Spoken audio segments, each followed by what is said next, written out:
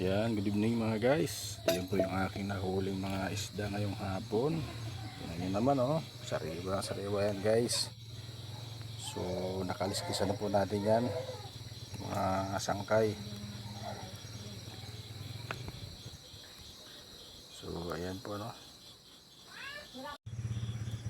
So ayan, linisan natin yan, linisan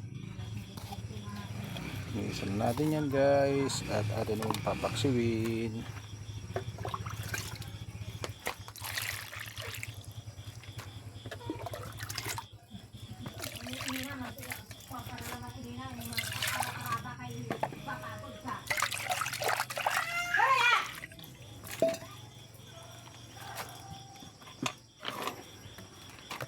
Ito guys, atin itong sasabawan to. Nakaliskisa na natin to.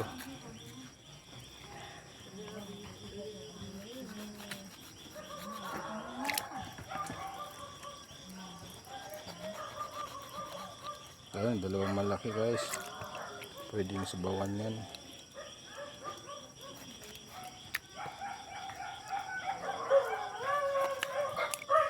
Abutin na rin to guys ng 1 kilo. Kung pabilin to sa palengke, ba, 250 or mahigit. Lalo ngayon guys dito sa amin masamang panahon. Ito, sarap nito na pinaksiw. Mahal dito ang isda ngayon guys sa amin kasi sa masamang panahon. Mahangin ang ngayon sa dagat. Mahirap magsagwan. Kaya dyan lang po ako sa malapit namingwit. Kasi yung aking bangka mabigat guys. So ganyan lang po ang diskarte dito sa probinsya. Pag marunong kang mamingwit, ang huli ng isda ay makakakain ka ng libre. Pero siyempre magsasakripisyo talaga. Ito guys, ang sarap nitong piaksiw. So kinaliskisan ko na po ito kanina sa dagat habang ako'y nandun. Yung hasang ay hindi natin tinatanggal kasi yan po ibibigay natin sa ating alaga. Pagkain ng aso guys. So ito, unahan natin to. Ayun, laki ng bitukan niya, busog na busog. Mataba guys, taba oh. Dami niyang kinain.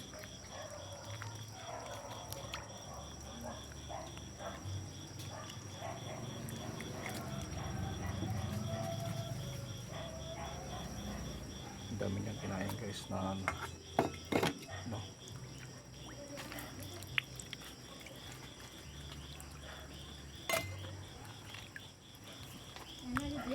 Ayan, masarap yan sa bawan guys. Kaso gabi na. Wala tayong time para kumuha ng lamas.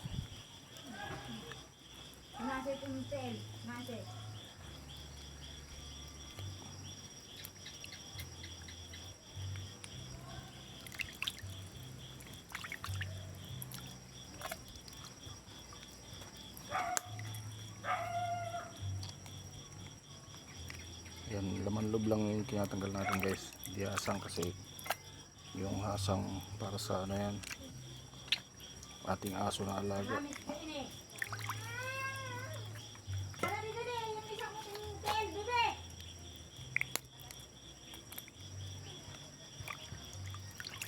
Sensya na kayo sa ating kapitbahay, maingay talaga yan.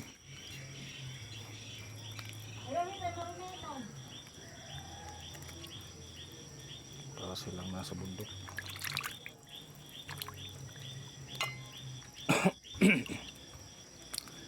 Taba ito guys oh. Sarap nito ng mga pinaksiw.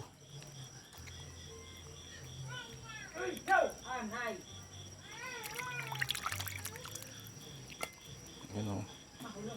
Wow, wow guys. Guys, banlawan na natin.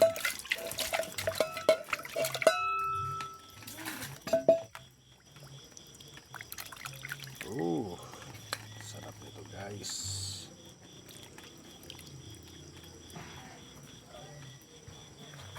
Sarap niyan. Anuhin.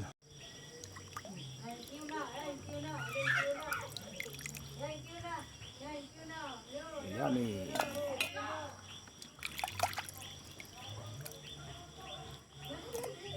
Lahat yan guys ay papaksiwin lang.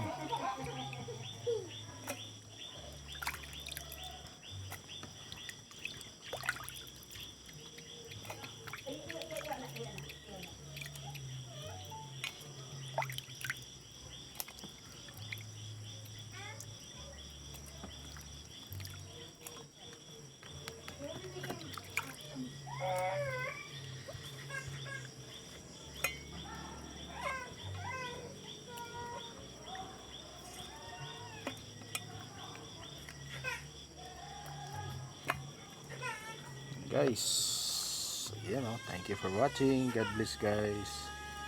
Ayan o, thank you po, salamat sa panonood.